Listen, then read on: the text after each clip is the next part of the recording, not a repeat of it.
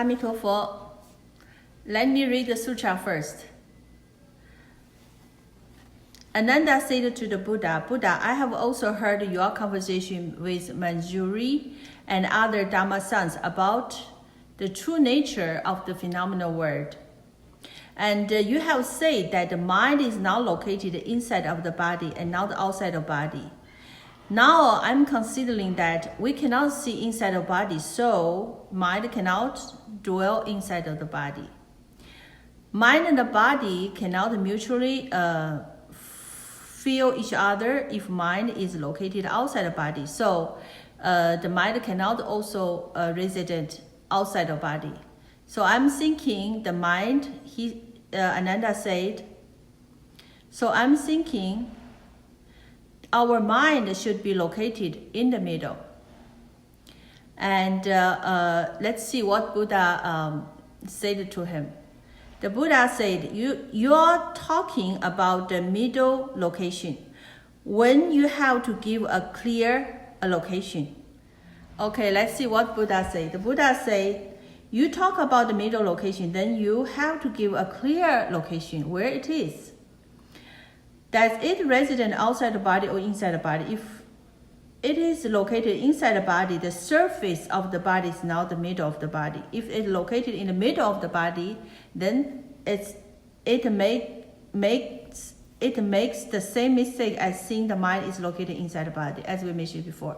Okay, the Buddha said, if you Ananda say that located in the middle, you have to give a clear location where it is. Okay, if you say inside the body, and you know if that actually resident like our head, the skin, a surface of the head, or in the skin, that is not middle of the body. But if that you say that's the middle of the body, that is the same mistake as you made.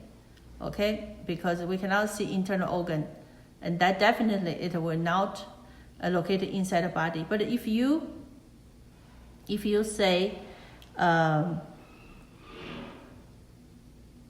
that is the middle is outside the body, would you be able to mark it? If you cannot mark the position, it's just like an illusion. It doesn't exist at all.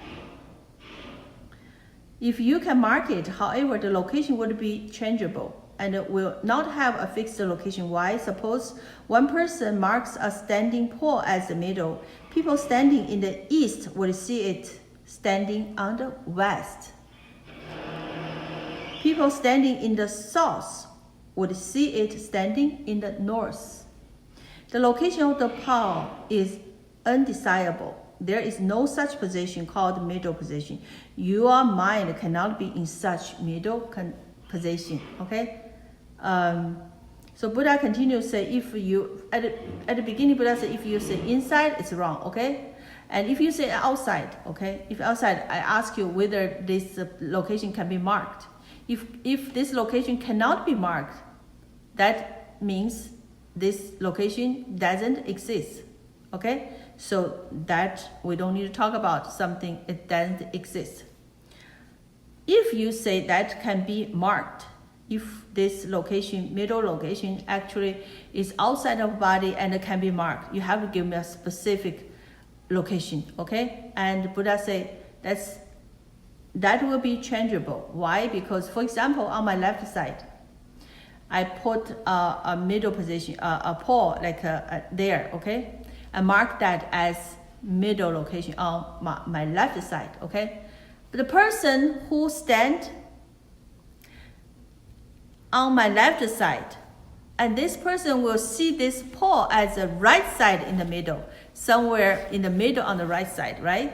And same thing, if somebody stands in front of me, okay? And I mark this middle position in front of me, okay? All right, so that will be in front of me. For example, in front of that direction is north, okay? I would say this middle position actually in the middle of the north, okay? But for the person standing in front of me, this position will be south, middle, the south position in the middle, the south in the south direction and in the middle, Okay, so by this way, we cannot have one definite location for this middle position. Therefore, that cannot be true. Okay. And then Ananda said, this is very interesting. Okay, Ananda says something different. My middle is not the middle of those two kinds. Inside and outside body, as the Buddha said that our eye consciousness conditionally arises when the physical eyes see the form. And eyes can distinguish and the form cannot distinguish things, okay? Eyes can distinguish things, but the form cannot distinguish things, okay? Our distinguishing consciousness arises in the process when I meet its object of form. Here is where our mind dwells. Buddha further said, if your mind dwells within organ and its object of form, what would be the nature of your mind? Does it have the nature of both organ and form or not? If it has the nature of both organ and form, then there is a conflict. Form has no awareness, but I do have awareness. There is no such thing in this world. It has awareness and at the same time also, like form, has no consciousness. There is no such thing in this world. It has awareness at the same time also, like form, has no awareness. Therefore, mind's nature cannot have the nature of both organ and form. If your mind's nature doesn't have the nature of organ nor the nature of form, so no such thing exists in this world. Therefore, you're saying that your mind dwells in the process when the physical eyes see the form is wrong.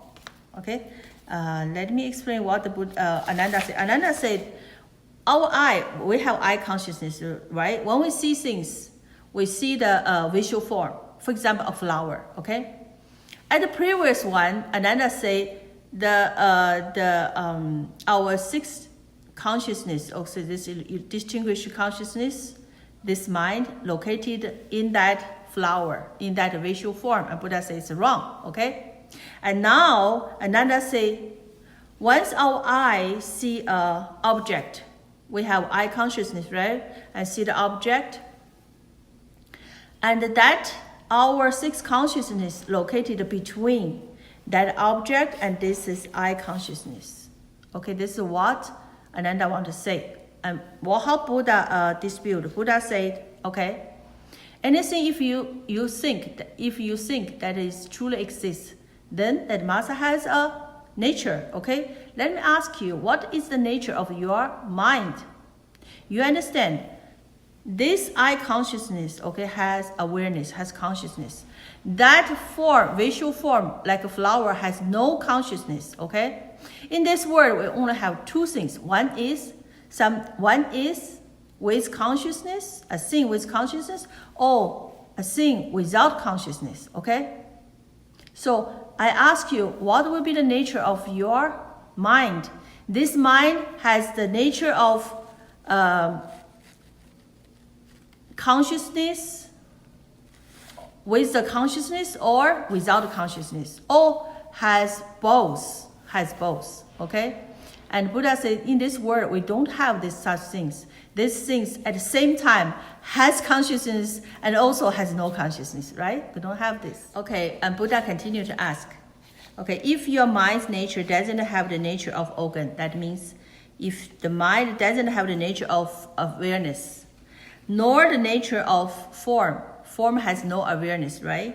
And if your concept, your definition of this mind doesn't have consciousness and also doesn't have the nature of form, which has no consciousness, so no such thing exists in this world. We don't have such things, right? We only have two things, either with consciousness or without consciousness. Okay? So, therefore, you are saying that your mind dwells in the process when physical eyes see the form is wrong.